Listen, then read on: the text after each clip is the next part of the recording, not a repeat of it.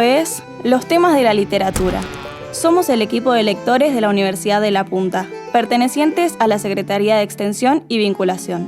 Nuestro trabajo, promocionar la lectura. En este podcast, Gabriel Landoni y Alberto Tricarico conversan y reflexionan sobre autores, libros, filosofía, historias y mucho más. Desde hace muchos años, pero como si fuera desde ayer, tengo al servicio de mi arte una doncella muy espabilada y a pesar de todo, siempre nueva en el oficio. Se llama Fantasía. Algo despectiva y burlona cuando le apetece vestirse de negro, aunque nadie le puede negar que a menudo lo hace con extravagancia y nadie piense que hace todo siempre en serio y del mismo modo. Se mete una mano en el bolsillo, saca un gorro de cascabeles, se lo pone en la cabeza, rojo como una cresta, y se va. Hoy aquí, mañana allá, y se divierte trayéndome a casa para que yo saque cuentos y novelas y comedias a la gente más insatisfecha del mundo.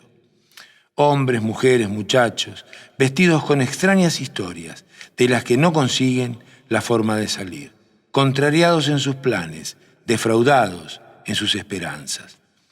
Tratar con ellos es a menudo, en realidad, un gran suplicio. Pues bien, Fantasía tuvo, hace ya muchos años, la aciaga inspiración o el malhadado capricho de traerme a casa a toda una familia recogida en no sé dónde ni cómo, pero de la que, a su parecer, yo podría sacar el argumento para una magnífica novela. Solo puedo decir que, sin saber que les había buscado, me encontré ante mí tan vivos que se les podía tocar, tan vivos que hasta podía oír su respiración, a esos 6 personajes que se ven en la escena. Y esperaban allí, delante, cada uno con su secreto tormento y unidos todos por el nacimiento y el crecimiento de sus recíprocas vicisitudes, que yo les hiciera entrar en el mundo del arte, componiendo con sus personas, con sus pasiones y con sus historias una novela, un drama o al menos un cuento. Nacidos vivos, querían vivir. Muy bueno. Hola Alberto. Luigi Pirandello, para quien sus personajes vivían 6 personajes en busca de un autor. A esa obra específicamente nos referimos, pero a toda su creación dramatúrgica. Confiaba en sus criaturas estéticas más acaso de lo que confiaba en los seres vivos. Él creía que dándole vida a sus personajes, ellos interactuaban luego con él y le seguían iluminando el camino. A tal punto que vivía sus comedias o tragedias o novelas, en esto como Borges, con más veracidad o compromiso que en sus relaciones reales con el mundo. Hay una película que menciono siempre, que lo hemos hablado fuera del aire, que es Caos, de los hermanos Taviani, ya que siempre hacemos una referencia al cine, donde se filman 4 mediometrajes o cortos, largos de alguna manera, porque tienen 20 y pico de minutos cada uno, y un epílogo final que de algún modo ilustra, es un homenaje al propio Pirandello, donde él está encarnado como personaje, ¿no? Y tiene un coloquio fantástico con su madre ya muerta hace muchos años, donde allí habla de su arte y de lo que es su percepción de la vida y de la fantasía. Creo que Pirandello le ha dado, era filósofo, tal vez pensador, nos hemos referido en programas anteriores a esta filosofía implícita en el arte. En el caso de Pirandello, con más razón todavía, porque tenía un recorrido académico en ese sentido, y nos interroga en casi todas sus obras, pero fundamentalmente en esta obra que recomendamos leer o ver, que son Los 6 personajes, reflexiona sobre la identidad.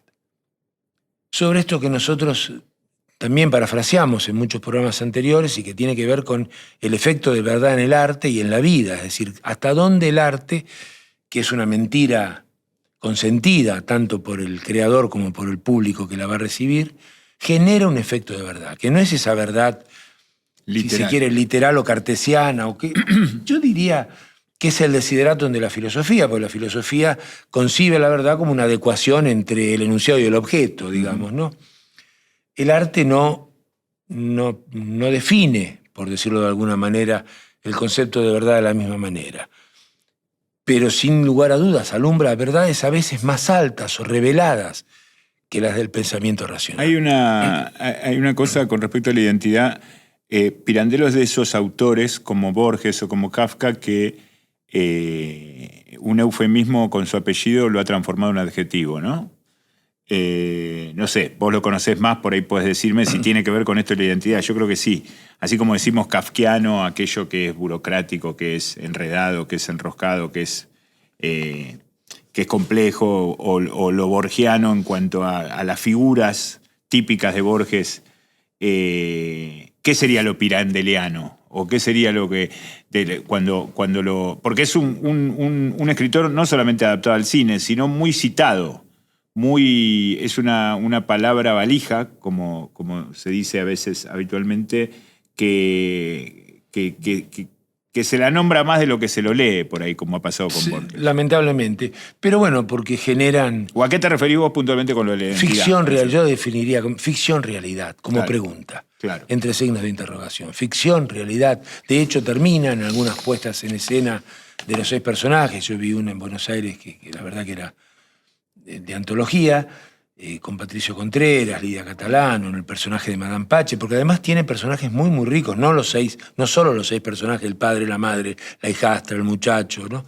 Sino algunos personajes secundarios que tienen una fuerza y un vigor que, bueno, más allá de las interpretaciones también antológicas que se han hecho de ellos, a veces concitan más atención que los personajes protagónicos, digamos, ¿no? Pero en todos ellos se interroga por esto, por la identidad. ¿Qué es la identidad? ¿Quiénes somos? ¿Qué somos?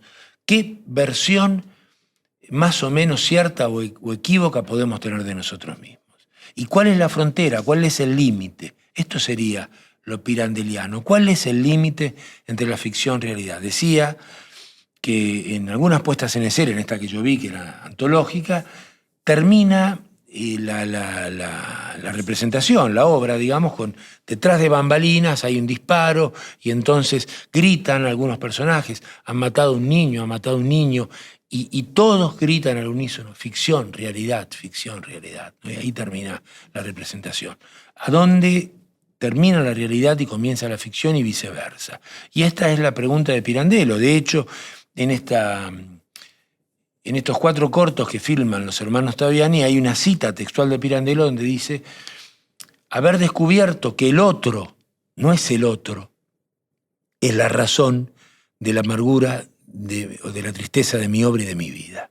Y esta pregunta por el otro que es una pregunta filosófica. Claro. Vos sabés que el otro en filosofía se escribe a veces con mayúscula, a veces con minúscula. El psicoanálisis lo toma también, cuando habla del prójimo lo escribe con minúscula, es el otro real, el compañero, el cónyuge, el hijo.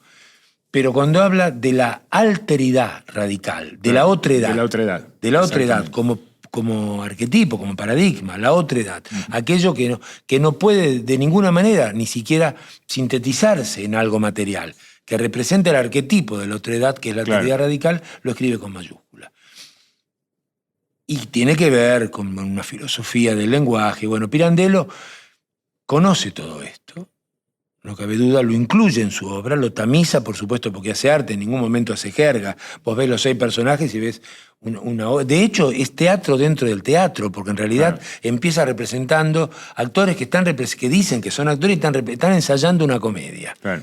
Y esto es teatro dentro del teatro, hay un metateatro, porque nos dicen, están ensayando y de golpe irrumpen, como de la nada, como detrás del escenario, 6 personajes como espectros, con el rostro maquillado de blanco, ¿no? Como espectros que le exigen a estos actores que realicen su drama. Y la interpelación es: somos personajes no realizados dramáticamente. Entonces estamos interpelando a nuestro autor que nos abandonó. Y acá hay toda una reflexión de Pirandello acerca del acto creador también. Claro. ¿Cuántas obras dejamos malogradas por ahí que no terminamos nunca de darle fin o de darle término porque las hemos abandonado? Y bueno, como si estos personajes a medio crear, a medio realizar, de pronto cobraran vida, lo cobran para él, porque crea esta maravillosa obra, y vienen a interpelarlo, a decirle, no nos terminó de escribir, no nos escribió nuestro drama, nos creó como personajes, pero no nos escribió la tragedia o la comedia en la cual nos realizamos. ¿Cuánto de Borges estoy ¿Cuánto de escuchando? Borges, no? Bueno, o en Borges cuánto de Pirandello, Sí, porque sí, sí. Pirandello vivió Los precursores son complicados, 50 años antes. Sí. No, por eso. ¿Cuánto Claro. de Borges me refiero a Borges habiendo leído a Pirandello? No, Borges, no al vos sabés revés. que tenía una lectura de los italianos que no siempre la cita, porque él es anglófono, no, Sí, francófono, sí, sí. y no siempre la A los reconoce. españoles y a los italianos, a los Lo- mediterráneos los tenía Sí, postergados. tenía una Pero idea. los había leído a todos. Los había leído a todos y muy bien, porque de hecho él lo cita así, ahí lo reconoce a Benedetto Croce. Sí. Y sin duda Pirandello, porque es muy pirandeliano Borges en este Sí. sentido. Él los había leído. Y uno de los pocos filósofos que reconoce de esta manera es a Benedetto Croce. Pero ¿Qué bueno, Dios detrás de Dios la trama empieza? Claro. Es pirandeliano, básicamente. absolutamente. Y aquí está, yo creo que lo mencionamos cuando parafraseábamos a Kundera, es decir, cada novelista, cada dramaturgo, cada gran escritor no dice nada nuevo, porque está todo dicho bajo el sol, pero ilumina de una manera peculiar, porque lo dice de una manera distinta y de algún modo, como Flaubert descubre la necedad, pero no porque no hubiera necios antes de Flaubert o alguien. La evidencia de una manera bella. La evidencia y clara. la pone claro sobre la escena Sí. de una manera literaria.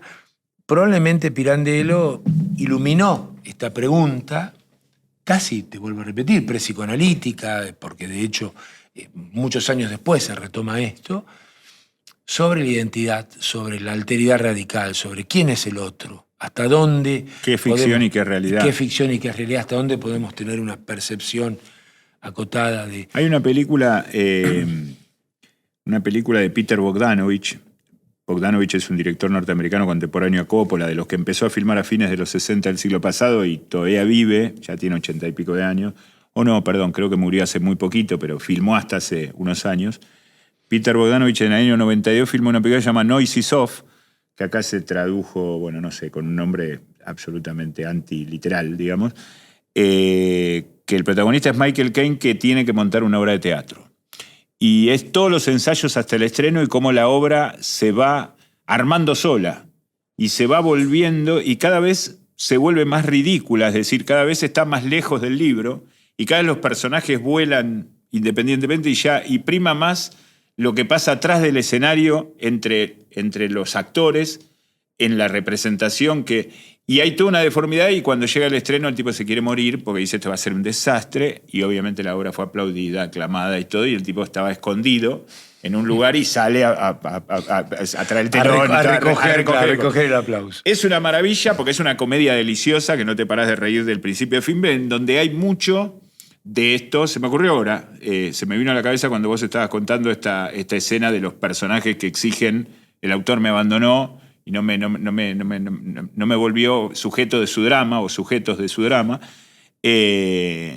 Esta comedia es una comedia de Peter Bogdanovich, Noises Off del año 92, que se circula por internet, que es fácil de conseguir y que recomiendo, bueno, a vos, por supuesto, y a todos los oyentes, Bien. en función de esta idea también. Bueno, Es el mundo del teatro ridiculizado y llevado al extremo de preguntarse qué estamos haciendo, quiénes somos, somos los actores, somos los personajes, somos las dos cosas juntas. El director está dirigiendo, se le está yendo de las manos. El éxito que recoge al final, ¿es un éxito que le cabe o no? O es un accidente, o es un albur, accidente. claro. Pero también está la idea de que en su dejar hacer también creó esa criatura que terminó siendo ese resultado, ¿no? Es muy interesante. Esto lo inaugura Pirandello. Claro, sí, esto es la primera obra que mete el teatro dentro del teatro. Es decir, claro. Es que después viene. Bueno, en Hamlet ya estaba. Pero de esta manera pero como consciente, tan autoconsciente, claro. ¿no? Sí, de sí, hecho, La muerte de un viajante, después que está filmada en una película maravillosa que sí. nos muestra toda la escenografía, digamos, ¿no? Nos descubre las costuras a propósito, ¿no? Y yo quería, digamos, como para ir cerrando, sé que tenemos pocos minutos, pero después quisiera cerrar con un texto que habla de lo trágico y que es un homenaje maravilloso al teatro, a la dramaturgia, a la tragedia en sí, en el arte, ¿no? En la literatura, en el cine, porque de algún modo reivindica esta conquista del espíritu humano que ha sido la tragedia. Y que comenzó con los griegos y que irradió, impregnó Occidente en la visión de Kundera hasta bastante entrado el siglo XX y que venimos perdiendo. Claro. ¿No? En esta simplificación binaria de la realidad, donde entero, delete, el bueno o malo, pero no porque no exista en la historia o en la existencia humana una lucha entre aquellas cosas que son objetivamente buenas y otras que son objetivamente malas. Pero el problema es cuando se llega a un cierto maniqueísmo, claro, a un cierto estereotipo grosero, simplista, que encubre siempre la verdad. ¿No? Porque este es el grave problema. La simplificación grosera de los malos y los buenos, de nosotros y los otros, termina simplificando groseramente la realidad y es madre de todos los fanatismos, de todos los mesianismos. Bueno, sí. Kundera tiene un texto maravilloso porque dice: lo trágico en alguna medida nos ha salvado y nos ha inducido al pensamiento paradojal, donde el otro no es solo el enemigo, o no es solo la sombra o la oscuridad absoluta, y nosotros no somos solo la luz absoluta o el bien absoluto, ¿no? Jacques Camus en el 52 decía: es la hora de luchar, al hombre moderno le corresponde luchar para no abandonar la tradición trágica con verdades relativas contra mentiras absolutas. Porque el riesgo es de creer que nuestras verdades son absolutas, las terrenales son absolutas, es caer en los fanatismos, en los mesianismos y en la locura. No, por otro lado, ese otro negado o ese otro enemigo, la tragedia bien sabe, y nos ilumina en este sentido, se va a morir igual que nosotros. Claro, tiene el mismo destino. Tiene el mismo destino. Entonces, en ese destino trágico hay como una comprensión, si bien hay una limitación, es decir, los seres humanos somos limitados porque ya tenemos un primer límite, es que la vida se termina, y dentro de ella un montón de otras cosas se terminan y un montón de otros límites se nos plantean. Ese gran límite general nos iguala a todos.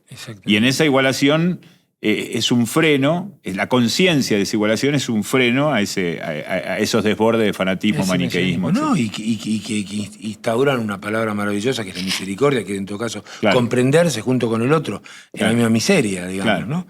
¿Te parece que vayamos cerrando con ese texto? Dale. Sí, tenemos unos minutitos. Dale. Bueno, me parece ejemplificador. Y si lo trágico, dice Kundera, nos hubiera abandonado. Tras dolorosas experiencias, Creonte comprendió que los responsables de la ciudad tienen el deber de domar sus pasiones personales. Con esta convicción se enfrenta a Antígona, que defiende contra él los derechos, no menos legítimos, del individuo.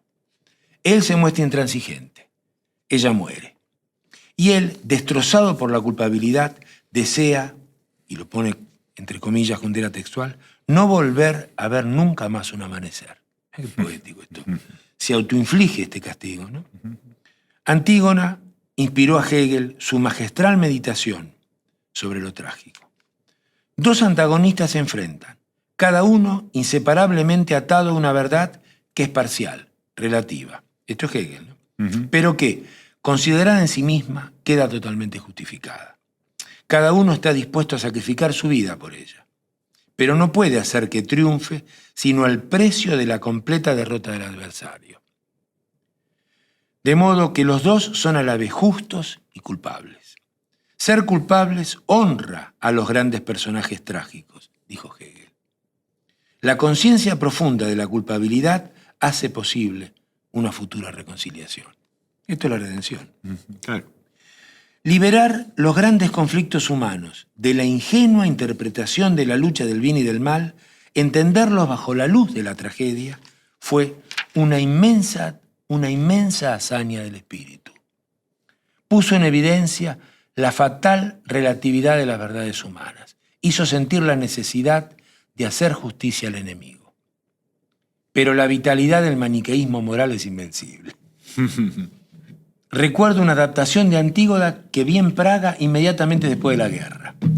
Al liquidar lo trágico en la tragedia, el autor de la adaptación había convertido a Creonte en un malvado fascista, enfrentado a la joven heroína de la libertad. Claro.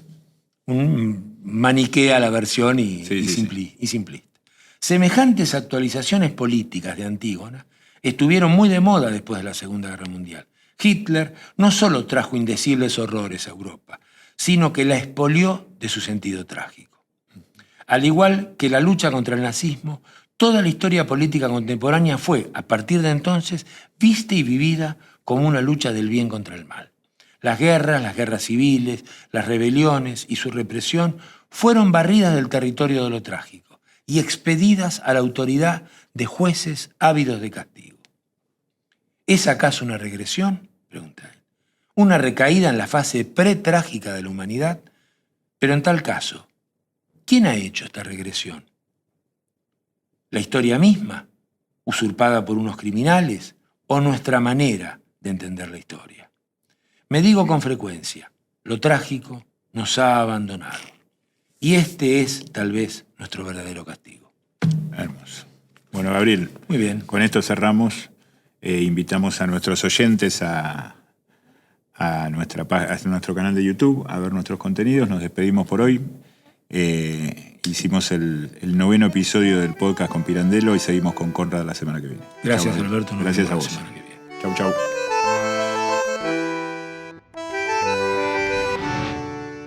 Te invitamos a que conozcas y te suscribas a nuestro canal de YouTube, Lectores 4.0, para ver todas nuestras actividades. No te olvides de poner me gusta en los videos del canal.